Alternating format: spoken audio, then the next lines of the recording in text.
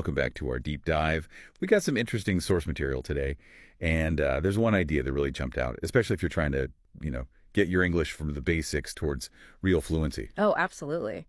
This source, it makes a really compelling case that the actual game changer, maybe your secret superpower, isn't about natural talent or like cramming for hours. Yeah.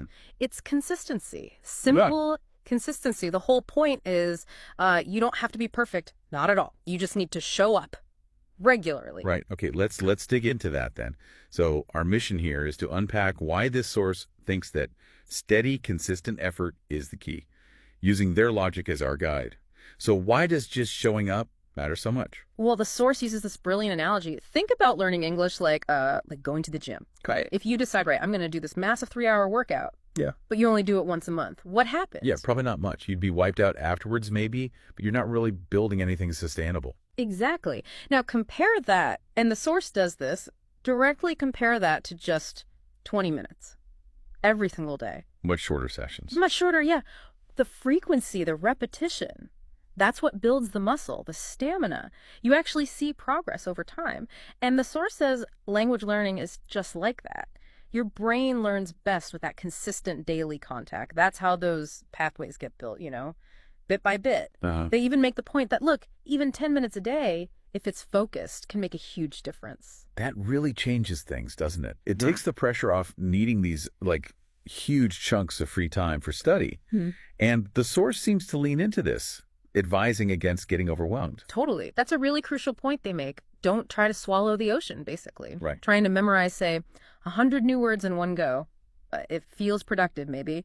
But are you going to remember them? Are you actually going to use them? Probably not, most of them. Exactly. So the source suggests, okay, focus on just 5 words, small goal, but then really work on using them over the next day or two. That small, manageable task, much more likely to stick. So it's about really engaging with less material maybe and applying it, even if you don't have much time.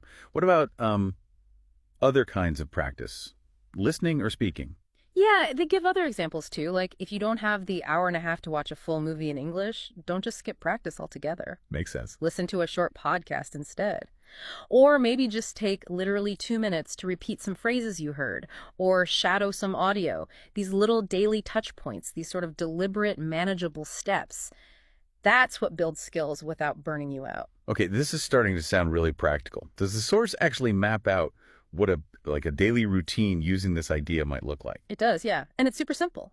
Think minutes, not hours. For instance, they suggest maybe listen to 5 minutes of English audio in the morning. Just 5 minutes. Later on, maybe write, 3 sentences using a new word or a bit of grammar you're working on. Just 3. Just 3. Then maybe spend 2 minutes speaking out loud, shadowing someone you heard online perhaps, and then before bed, maybe read a short article or even just 1 paragraph. Wow, add that all up and it's 10, 15 minutes maybe? That's incredibly achievable.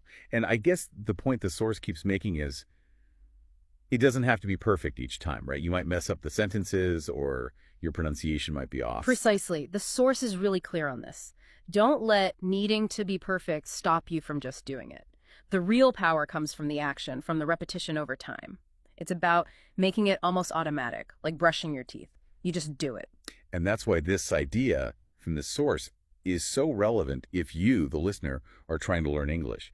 It kind of offers a path that doesn't feel quite so overwhelming, right? It's not this giant mountain you have to climb all at once. Yeah, it reframes it. It's just a series of small, steady steps. The pressure's off needing to be amazing today. So the secret isn't some magic talent, according to this source. No, it's about embracing that power of consistency, just showing up day after day, even if it really is only for a few minutes sometimes. So the big takeaway from this source, fluency isn't necessarily about hitting home runs. It's more about consistently getting on base day in, day out. Which leaves us with a final thought, something for you to maybe mull over.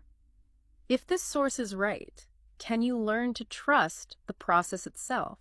Can you believe that just by staying steady, showing up with these small efforts, you are actually improving maybe more than you realize day to day? The source seems to suggest that trusting that unseen cumulative progress, well, that's part of unlocking this whole secret superpower.